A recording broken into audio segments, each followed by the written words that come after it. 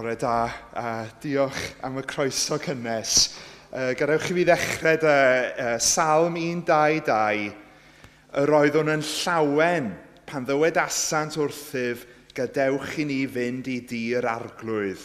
Y mae ein traed bellach yn sefyll o fewn dy byrth, o Jerusalem. Gadewch I ni weddio. O ta, diolch I ti ein bod ni'n gallu ymgynnull yma da'n gilydd bore yma yn enw Iesu Grist, yr un cyfiawn.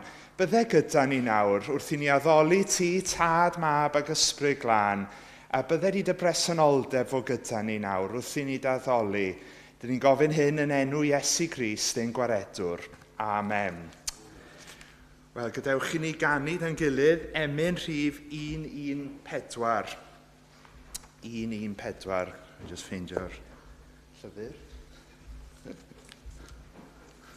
Dyma ni. Rhagluniaeth fawr y nef. Mor rhyfedd yw. Diolch am eich ymynedd. Dwi'n just trio ffeindio fe. Esboniaid helaeth hon o arfaith Duw. Mae'n gwylio llwch y llawr. Mae'n trefnu lluoedd nef. Cyflawna'r cwbl oll o'i gyngor ef. Gadewch I ni ganu yn gilydd. 114.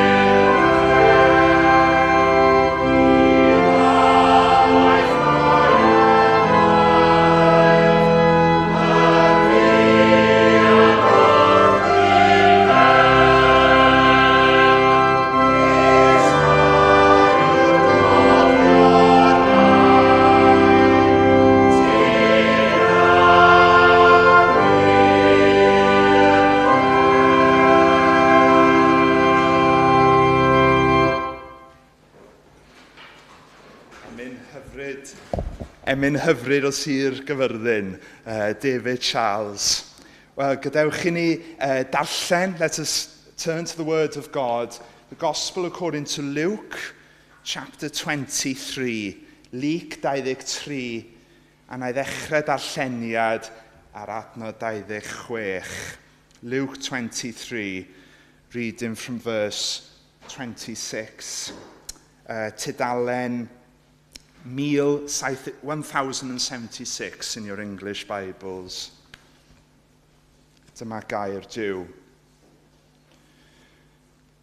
Wedi mynd ag ef ymaith, gafelasant yn Simon, brodor o'r Cyrene, a oedd ar ei ffordd o'r wlad, a gosod y groes ar ei gefn, iddo ei chario y tu ôl i Iesu.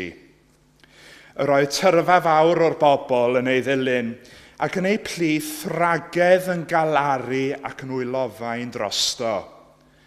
Troes Iesu atynt a dweud, Ferched Jerusalem, peidiwch ag wylo amdano fi, wylach yn hytrach amdanoch eich hunan ac am eich plant, oherwydd dyma ddyddiau yn dod pan fydd pobl yn dweud gwyn ei byd y gwragedd di ffrwyth a'r crothau nad esgorasant a'r bronau na'r oesant sigyn. Y pryd hwnnw bydd pobl yn dechrau dweud wrth y mynyddoedd, syrthiwch arnom ac wrth y bryniau gorchuddiwch ni. Oherwydd os gwneir hyn i'r pren glas, pa beth a ddigwydd i'r pren cryn. Deithpwyd ag eraill hefyd, dau droseddwr yw dienyddio gydag ef. Pan ddeithant i'r lle a elwyr y benglog, yno croeshoeliwyd ef a'r troseddwyr, yn naill ar y dde a'r llall ar y chwith iddo.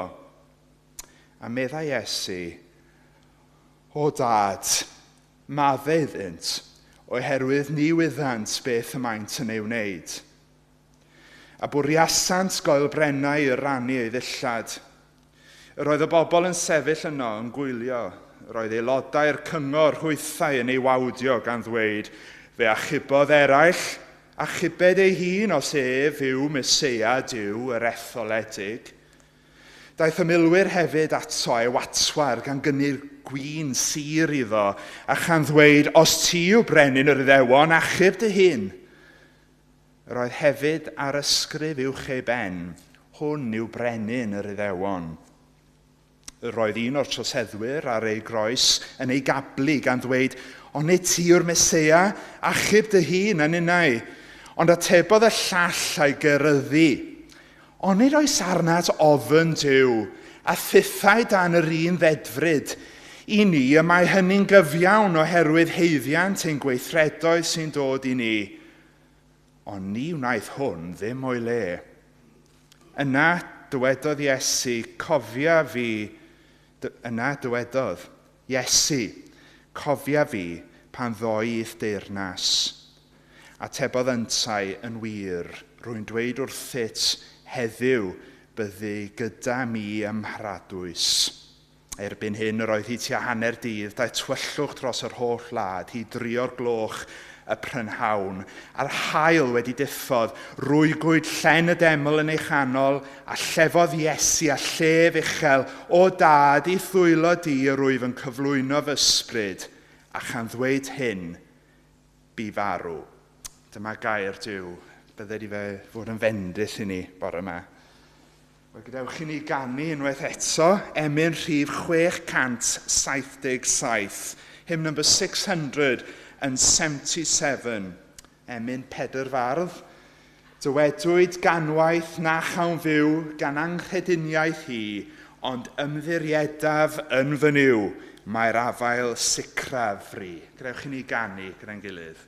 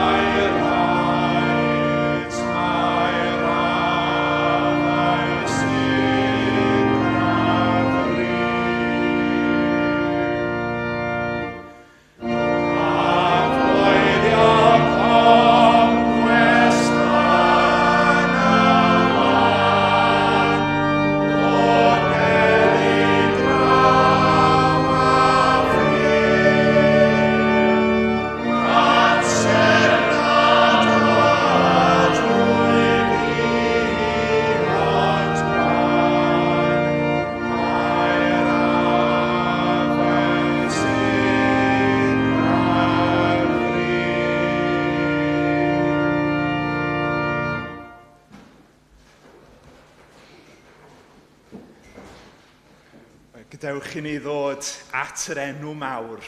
Let us come to the Lord in prayer. Let's pray. Ein tad, yn ni'n dod ger dy fron bore yma gyda calonnau diolchgar. Lord, we come before you grateful, full of joy, knowing that we have a hope. Diolch dy fod ti wedi curo marwolaeth, dy fod ti wedi curo tywyllwch. You descended into darkness, you defeated it, for you are death defeater. Holy One, the one who was no blemish. Diolch, Iesu Grist, dy fod ti yn gyfiawn, that you are righteous, that ti yw'r un sydd yn medru wneud ni'n saff. Diolch am yr addewidion ysgrythyrol ein bod ni'n gallu cael bywyd wrth edrych ar yr un, gan credu yn yr un yn eniniedig, the anointed one, Jesus Christ. Thank you that he said, I am the way, the truth and the life. No one comes to the Father but through me. Dydy hwn ddim yn opsiwn bore yma. Dydy hwn ddim yn un o nifer o ffyrdd. Mae Crist yn dweud mae ef yw y ffordd, y gwirionedd. A diolch Arglwydd, ein bod ni'n gallu daddoli ti bore yma. Diolch am y rhagluniaeth ni wedi bod yn canu am yn barod. Y Duw sy'n darparu. Y Duw sydd yn sortio pethau allan. Arglwydd, mae'n anodd credu hynny wrth i ni edrych o gwmpas. Lord, it's difficult looking around. So much anger, so much poverty, so much darkness. Mae pobl yn gwneud hwyl ar dy ben. Lord, people mock you, people mock our faith, and yet we know that Jesus Christ is the same yesterday, today and forever. Arglwydd, oes dim byd newydd dan yr hael, ond dyn ni'n ddiolchgar dy fod ti ddim yn trini fel ein bod ni'n heiddi. You do not treat us as we deserve. You are a gracious God, nor will leave the desolate to mourn. You are a God who intervenes, a God who is interested in the sparrow's flight, who is also interested in each and every one of us. Diolch Arglwydd, dy fod ti yn geidwad. O Arglwydd, dyn ni'n ddiolchgar i ti ein bod ni'n gallu dod fel bobl yma bore yma gyda rhyddid. We thank you for the freedom that we have in London to worship you this morning. And we thank you for every person seated before us now. We're worshipping God, and thank you, Lord, that we come not in our own merit, ond yn enw mawr Iesu Grist. Arglwydd yn ni'n gweddio i ti preswylio gyda ni. Lord, come amongst us in your risen power. May this time of worship be a hallowed hour. O Tad, o Ysbryd Glân, anadla, breathe on us breath of God. Fill us with life anew, that we may love what thou dost love, and do what thou wouldst do. Arglwydd, helpa ni yn ein bywyd i fod yn Crist tebyg. May we be Christ-like in our lives, in all that we say and do. Lord, we pray for the church. We pray for our unity in the gospel, and we thank you that we can gather from all corners of the world under the name of Christ. That banner of love is above us. Oh, Father, we pray that if there be a stranger to Christ here this morning, that they might taste and see that the Lord is good. Mae'r arglwydd heb ddim wedi newid o gwbl, mae'r un peth. Arglwydd, bydde gyda Rob wrth i fe fynd ar ei wyliau. Thank you for his ministry here. Bless him on his holiday, and we thank you for the officers here and each member. Bydde gyda nhw dros cyfnod yr haf. A bydde gyda ni rheini sydd methu dod yma bore yma. Lord, be with those who are unable to come. Meet with them, Lord, we pray. We thank you that you are a God who can whisper peace even on the sickbed. We thank you that you are a God who helps us when it's darkest. Lord, come amongst us, we pray. Arglwydd, bydde gyda ni nawr wrth i ni dod at y gair. Ni'n gofyn hyn yn enw mawr Iesu Grist, yr un bu dysgu ei ddisgyblion gynt i ddweud gyda'i gilydd, yr gweddi hwn ni'n mynd i ganu nawr. Amen.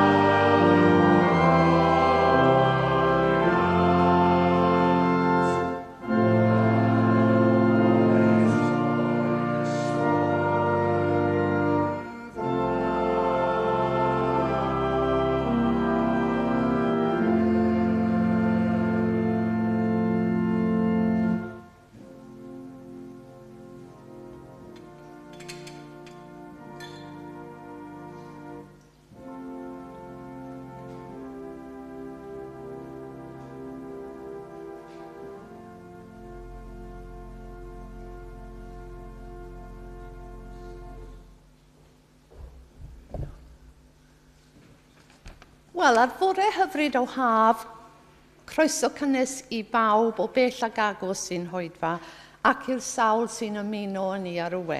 A very warm welcome to everyone from near and far to our service, including those who are joining us on YouTube. A heddiw, mae'n bleser cael estyn croeso arbennig i'n pregethwr gwadd, sef Dr Nathan Monday o Sir Gyfyrddin. Today is a pleasure to extend a special welcome to our guest preacher, Dr Nathan Monday from Carmarthenshire. Many of you will remember that he's led a service with us before when he was representing Christian Aid, and he's now a minister assisting in Heath Church, Cardiff. Mae a'i wraig Jenna wedi bod yn warcheidwaid cartref William Morgan, sef tîm mawr wybernant yn Eryri, a mae fe hefyd yn awdur, yn ymchwiliwr ac yn olygydd. A cyhoeddwyd ein nofel gyntaf, Whaling, Llynedd. Dr Monday's debut novel, Whaling, was published last year. And it's described as an exciting melange of original fiction, historical writing, and whaling images. And in it, he explores our relationship with the natural world, the boundary between faith and superstition, and the age-old problem of immigration. Mae rhaid fi gyfadde bod fi wedi prynu copi yn brawd fel anreg. Hefyd, ddarwelon ni yn y pulpid ma ddiwetha, mae e'n dad I fab bychan rhyw 2 flwydd oed o'r enw Seth. Diolch yn fawr i chi am dderbyn yn gwahoddiad i arwen y bore yma, ac edrychwn ymlaen yn eiddgar i wrando ar eich neges yn ei bore yma. A diolch yn fawr hefyd i Mike am ei gyfraniad pwysig ar yr organ. Gan ei bod i'n dymor gwyliau, ni fydd oedfaon hwyrol heno nac yn ystod mis Awst. As it's the holiday season, there'll be no evening services here this evening or during the month of August. Bore Dydd Sul nesa, Awst y Bedwerydd, bydd y parchedig Dr Geraint Tudur yn arwain oedfa'r bore. A rwy'n siŵr, fel mae Rob yn gweud, y bydd nifer ohonon ni'n awyddus i fod yma i'w groesawu. That's next Sunday, Reverend Dr Geraint Tudur will be in the pulpit. Cofiwch hefyd na fydd oedfaon canol wythnos y nawr tan fis Medi.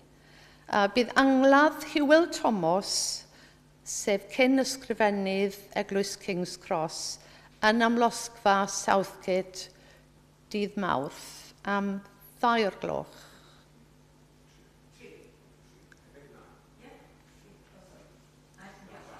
Am 2.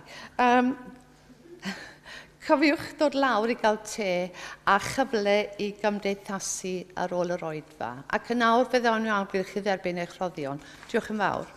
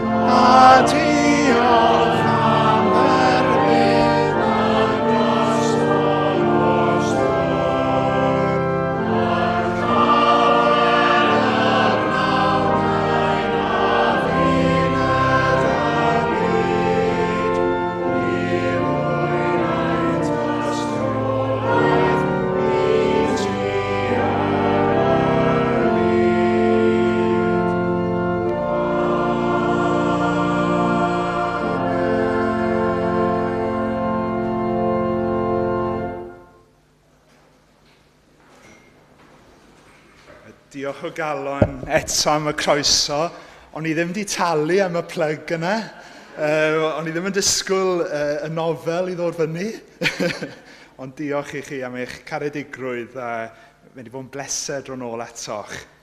Wel, a dwi'n dod â cyfarchion i chi o Eglwys yr Heath. I bring you greetings from your friends, the Heath Church in Cardiff. We pray with you and we are co-workers in our great work, isn't it, to proclaim the life and death of Jesus Christ. Felly, gadewch i ni nawr, cyn ddod at gair Duw, canu emyn arall, 119. You'll notice there's a pattern to these hymns about the provision of God.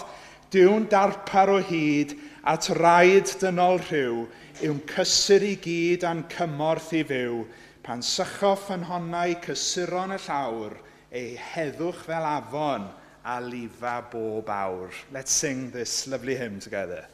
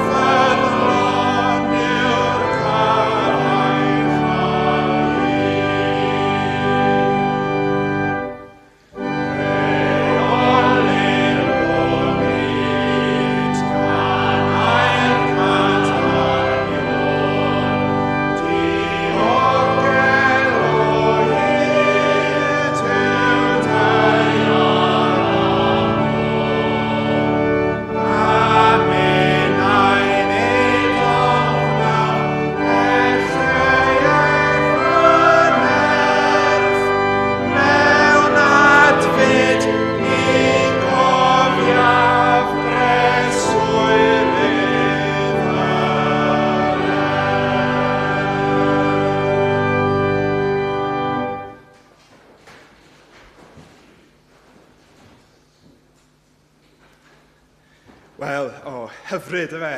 Mewn adfyd mi gofiaf, yr un sy'n breswyl. We have a present God, one who is alive this morning. Felly, os ma'ch Beiblau gyda chi, fedrwch chi troi at ein darlleniad. Luke 23, Luke 23. And my text is that 33rd verse.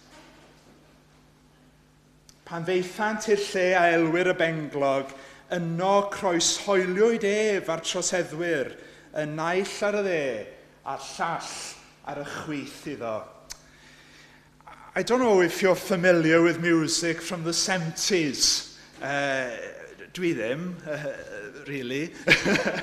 I was born in 93, not 73. Ond o'n i mewn caffi wythnos diwetha. I was in Caffi Nero. And I think I'd heard this song on a show or something. I don't know why I came here tonight. I've got the feeling that something ain't right. Do any of you remember it? I'm so scared in case I fall off my chair, oh dear, and I'm wondering how I'll get down the stairs. Clowns to the left of me, jokers to the right. Do you know what's coming? Here I am, stuck in the middle for you, or with you.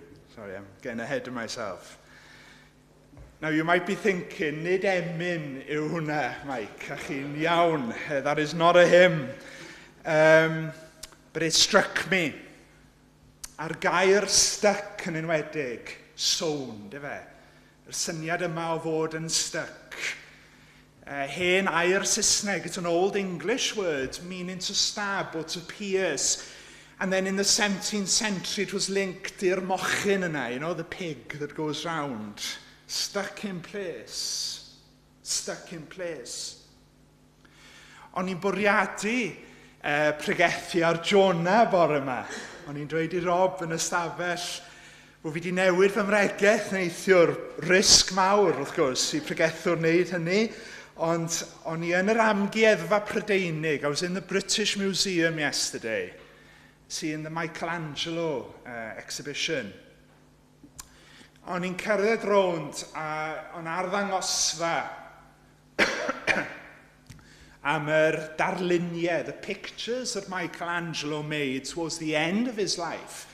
Not for any patron, nid i rywun cyfoethog arall, ond i ei hun. A chi'n gwybod beth o testyn y lluniau? Well, yeah, y groes, the cross. That was the theme. And each, as you went round the room, the cross appeared again and again and again. And each time, less things around it. It began smaller and smaller. Eventually, dim ond Iesu ar y groes, fel gwaredwr, sefia, iachawdwr. A meddyliais am y can yn eto, chbod. Here I am, stuck in the middle, not with you, but for you.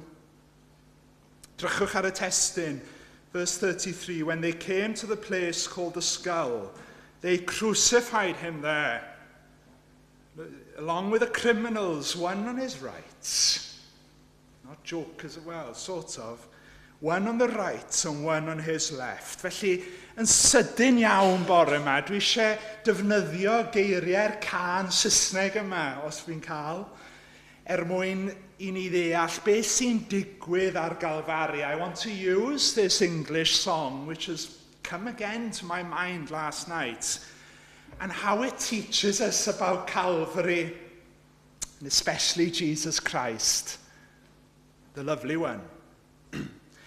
First of all, I've got the feeling something ain't right. Mae gen i'r teimlad fod rhywbeth o'i le. Yn ail, one on his right, un ar y dde, ac yr llall ar y chwith, other on his left, ac yn drydydd, nid stuck in the middle with you, stuck in the middle for you. Okay? Felly yn gyntaf, mae gen i'r teimlad fod rhywbeth o'i le. Dewch gyda fi i'r lle yn y darlleniad, lle tywyll, a dark place, an abandoned place. It's the rubbish dump of Jerusalem, not the green hill far away. But no, we are told that it's a place of the skull. Even the atheist knows about what I'm talking about. The rubbish dump of Jerusalem, the creaking crosses, because there'd been a lot of executions, and the eerie hush that ensues when humanity sinks to its lowest. Human taking the breath of a human. Dwi'n mwynhau'r emynau Cymraeg, fi wedi colli llais. Human taking the breath of a human. Mae gen I teimlad fod rhywbeth o'i le. Mae Calfri yn dod o'r groegedd cranion, lle y penglog. And death is a horrible thing, isn't it? We've just heard about a funeral coming up. Death is not called the last enemy for nothing. So there are 3 crosses. Can you see them? 3 crosses, 3 men. And the account describes these 2 figures not as jokers or clowns, but as cagwrgos or terrorists. Maen nhw'n pechaduried, maen nhw'n heiddi bod na yn ôl gyfraith y dydd. Mae hwnna'n ei hun yn rhan o hen proffwydoliaeth Isaiah. Y bydded Iesu yn cael ei rhifo gyda'r troseddwyr. He would be numbered with the transgressors. The law keeper is there with the law breakers. I've got the feeling something ain't right. And in our reading, did you notice how things went dark at noon? This isn't poetic language, all right? Otherwise, there's no point me being here. This is a darkness that could be felt. Mae Duw yn barnu, a mae creadigaeth y petai yn rhoi gwisg yr angladd arno wrth i'r creawdwr marw. Creation is donning the attirement of the funeral whilst its creator dies. Take note, Llundain. This is no mere death. Nid croesholiad. Cyffredin yw hwn. Mae'r un perffaith. Oen Duw yn marw marwolaeth y troseddwr, a mae'r haul yn tywyllu. I've got the feeling something ain't right. Ond gadewch i ni zoomio mewn. Mae hwn byth yn digwydd, mae'n typical, di. An aisle, one on the right and the other on the left. Un ar y dde a'r naill ar y chwith. Mae Luke yn doctor. Os chi'n gyfarwydd ar ysgrythyr, chi'n sylwi fod Luke yn mwynhau defnyddio 2, y rhif 2. 2 women expect a baby at the outset. Mary and Elizabeth. 2 old saints wait for the Messiah in the temple. Simeon ac Anna. 2 chwaer yn croesawu'r arglwydd i Bethany. Mair a Martha. A wedyn mae gynddon ni 2 troseddwr fan hyn. Un ar y dde, un ar y dde, un ar y chwith. 2 penderfyniad, 2 tynged, 2 destinies, if you like, 2 decisions. This scene, my friends, is history. Hanes yw hwn, ond mae hefyd eich hanes chi. Yr un ar y dde, yr un ar y chwith. Mae fe fel rhyw fath o dress rehearsal ar gyfer pob person ar y ddaear. Sut wyt ti yn ymateb i Iesu? Sut wyt ti yn ymateb i'r Iesu bore yma? Forgive the pointing. How do you react to the man on the middle cross? Man number 1, eog, guilty. This guy ends up a real clown. Verse 38, edrychwch ar eich Beibl, 38. Mae'n dweud, yr oedd hefyd ar ysgrif uwch ei ben, hwn yw brenin yr Iddewon, yr oedd un o'r troseddwyr ar ei groes yn ei gablu gan ddweud, Are you not the Christ? Save yourself. Bitter contempt. Selfish desires. We get an insight here into his heart. Mae di byw bywyd tywyll, siwr o fod. Wedi gwneud pethau drwg, siwr o fod. Does dim edifarhad. There's no repentance here. There's no reverence. Just sarcasm and contempt. Does this guy sound familiar to you? Ydy, mae fe yn gofyn am help o Dduw. Ond mae lot o bobl yn gofyn am help o Dduw mewn emergency. No. But they won't have that guy rule over them. Forgive the colloquialism. Even though he asked Jesus to deliver him, in some sense, he did not believe in his heart. Dwi ddim yn abod chi gyd ma bore yma. Dwi'n yn gwybod eich gorffennol. I don't know your past. Dwi ddim yn gwybod eich calon. Ond ar y ddechrau stori, mae'r dau yn debyg, yn tydyn nhw. Both were clowns. Both were jokers. Another man called Matthew says that robbers were crucified and they reviled him in the same way. Maen nhw'n debyg ar ddechrau'r stori. Mae'r ddau yn debyg bod nhw ar yr unlucky tree, fel y Rufeiniad yn dweud. Ond eto mae rhywbeth yn newid gyda un o'n nhw. Chi'n sylwi? Yn naturiol dyn ni fel rheini sydd yn ysgwyd ein dwrn at Dduw. He wanted to do things his way, and he would die alone in the darkness. Gadewch i ni symud i dyn rhif 2. Efallai mae'r ffordd oedd Iesu yn siarad i ei fam. Efallai y ffordd oedd Iesu yn garedig ac yn dda. Efallai'r ysgrifen ar top y groes yn sôn am deyrnas, about a kingdom. He knew this other chap, that the man on the middle was different. At last, he couldn't listen to the other guy. Edrychwch ar adnod 40. Ond atebodd y llall a'i gyryddu, onid oes arnat ofyn Duw, a thithau dan yr un ddedfryd. I ni y mae hynny'n gyfiawn. We're seeing in this verse, my friends, someone who is wising up. Ni'n gweld rhywun sydd yn dod i nabod ei hunan, ond yn dod i nabod Duw hefyd. Ath y dyn yma byth i ysgol Sul, neu Band of Hope, neu studio diwinyddiaeth. Ond oedd e'n gwybod wrth gymaru hun i'r dyn yn y canol. Oedd e ddim and saff. Just in time, at the end of time, he turns to the man in the middle and says the simplest and most beautiful thing any one of us can ever say. Yna dywedodd Iesu, cofia fi pan ddoedd deyrnas. Jesus, remember me when you come into your kingdom.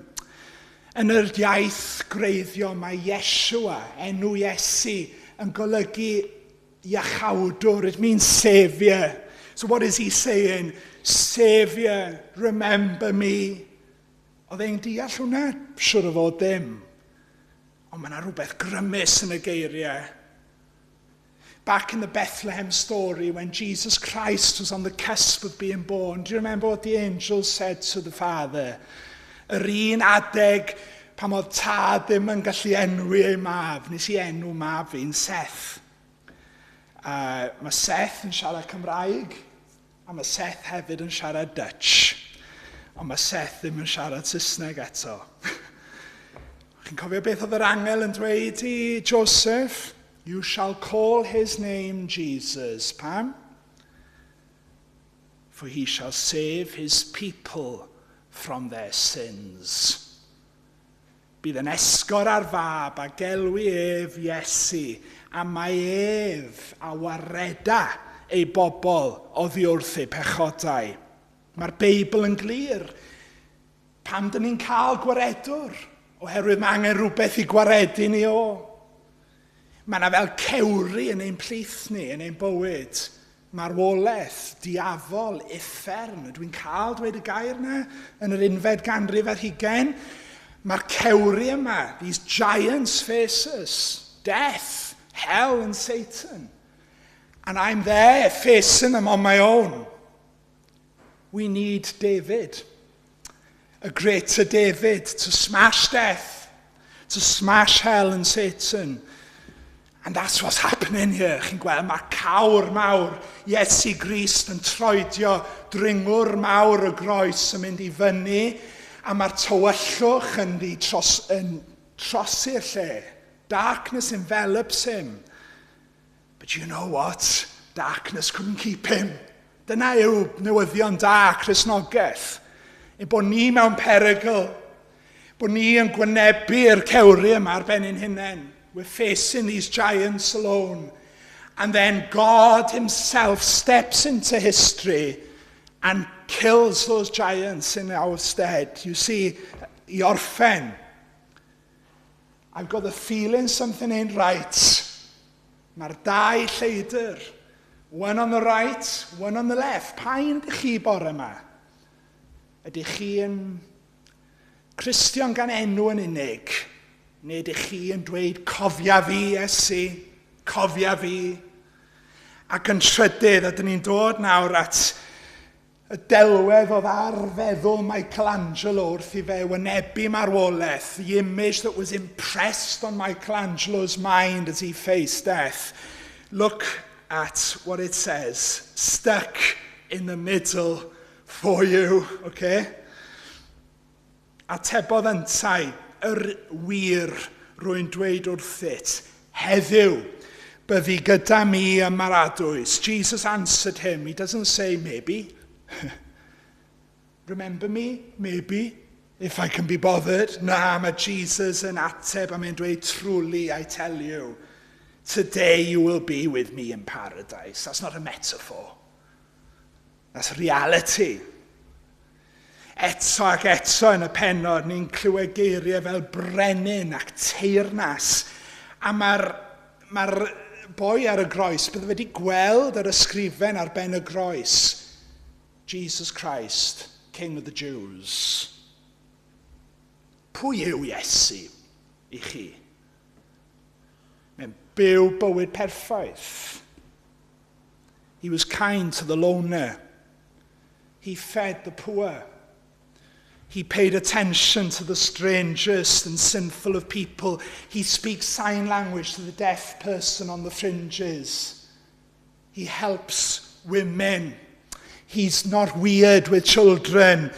But he is the king, bore yma. Fe yw y brenin. Have we forgotten that? And they can mock him in the Olympics. Yes, I'm going to mention it. It's all over Twitter, isn't it? I'm fed up. And, you know, whatever happened there, whatever they were thinking, we know he is king. He is king. A dim ond brenin y brenhinoedd sydd yn gallu rhoi tangnefedd. Only the King of Kings can grant us real peace. The song says, doesn't it? Here I am. Yma y dwyf. Ydy hwnna'n dod atgofion i chi yn y dechrau'r Beibl? I am that I am, ynde? I'm stuck here for you. Maen nhw'n lladdau. Maen nhw'n cymryd i'r bryn yna. Maen nhw'n cymryd mab Duw. Ac eto, dyn ni wedi anghofio heddiw beth oedd wedi wneud ar ein cyfer ni. Ydyn ni wedi anghofio beth yw'r groes bore yma? Dyn ni'n hapus i adael y byd i chwerthin ar ei bennau pam oedd e'n marw i chi, i ni, mwyn i ni cael byw am byth. Dyna yw Cristnogaeth. What does Jesus Christ say from the cross? Here I am, stuck in the middle for you. Dyma fi yn sownd yn y canol i chi a dwi ddim yn mynd unman. nes fod marwolaeth ei hun yn cael ei curo. Cymerodd yr hyn yr wyf yn ei heiddi. Lli Duw arno ef ei hun. Ie, mae hwnna'n wir hefyd. He took what I deserve upon himself. Here I am, he says, stuck in the middle for you. Mae waed e'n golchi ni'n lan. Here I am, stuck in the middle for you. His blood cleanses me. He invites us personally to paradise. So death is not the end, friends. So let's stop living as if it is. Here I am, stuck in the middle for you. A mae Christ yn heiddi ymateb o'r yma. You know, the people surrounding Golgotha had different responses to him. Oedd rei yn chwerthin yna fe, dim byd newydd. Oedd rei yn edrych ar ei watch, yn meddwl, pryd mae hwn mynd i orffen? Ydy e'n mynd i farw? Oedd rei yn crio, oedd rei yn chwerthin, oedd rei yn cyrraeddu, a mae rei yn credu. Mae Christ deserves a response this morning, for he is the Messiah, the anointed one, who proclaims liberty to captives, heals the brokenhearted, and comforts, my friends, those who mourn. Felly orffen. Mae dydd Gwener y groglith yw pam dyn ni'n darllen am y groes. Ond eto, mae rhaid i ni mynd nôl at y groes eto ac eto. Go back to the cross. At the cross where I first saw the sight, the burdens of my sin rolled away. It was there by faith I received my sight, and now I'm happy. Ydyn ni'n hapus fel Cristnogion? Chi'n gweld, mae Christ ddim yn marw ac yn cael ei anghofio. Mae'n agor i freichio allan atoch chi bore yma, yn tydi? A mae hwn yn real. Does dim crefydd arall fel hyn. Mae Duw ei hun, daeth diwdod yn faban i'r byd, a mae'n byw bywyd perffaith, a mae'n agor ei freichiau yn waed, a mae'n dweud dewch. Dewch ata fi, come unto me, all you who are weary and are heavy laden and are fed up, and I will give you rest. Ydych chi'n gwybod yr emyn Saesneg? All you that pass by. Is this you this morning? To Jesus draw nigh. To you is it nothing? To you is it nothing that Jesus should die? Your ransom and peace, your surety he is. Come, see if ever there was love like this. Here I am, stuck in the middle for you. Gadewch i ni weddio. Arglwydd, diolch i ti am y groes ac am gwaredwr llawn cariad. Am gwaredwr, dim dyna oedd diwedd y stori, pam bu farw, oedd marwolaeth ddim yn gallu cadw fe. Ar y trydydd diwrnod, he burst up from the grave. Up from the grave he arose, having defeated death and all our enemies. Arglwydd byddai gyda ni nawr, diolch i ti am y gobaith yma yn Iesu. Dyn ni'n gofyn hyn yn enw ef. Amen. Sori am y llais. Dwi'n gwybod beth yw efallai air y ddinas sydd wedi effeithio ar fy mwdd. Gadewch i ni orffen ein addoliad nawr gan ganu ein hemyn ola, emyn Pantycelyn 494. 494. Emyn mawr. Edrychwch ar y geiriau. Cymer Iesu fi fel rydwyf, fyth ni alla fod yn well.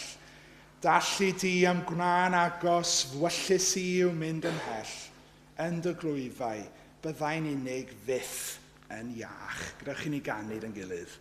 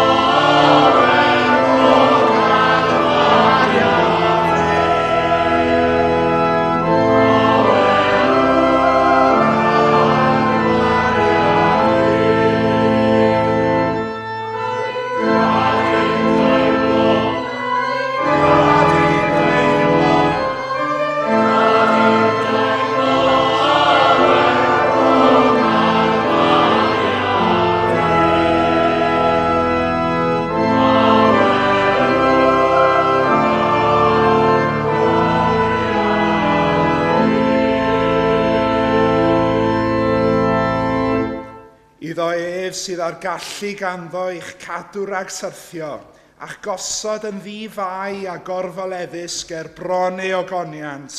Iddo ef, yr unig dduw ein gwaredwr, trwy Iesu Grist ein harglwydd, y byddog ogoniant am awrhydu, gallu ac awdurdod, cyn yr oesoedd ac yn awr a byth bythoedd.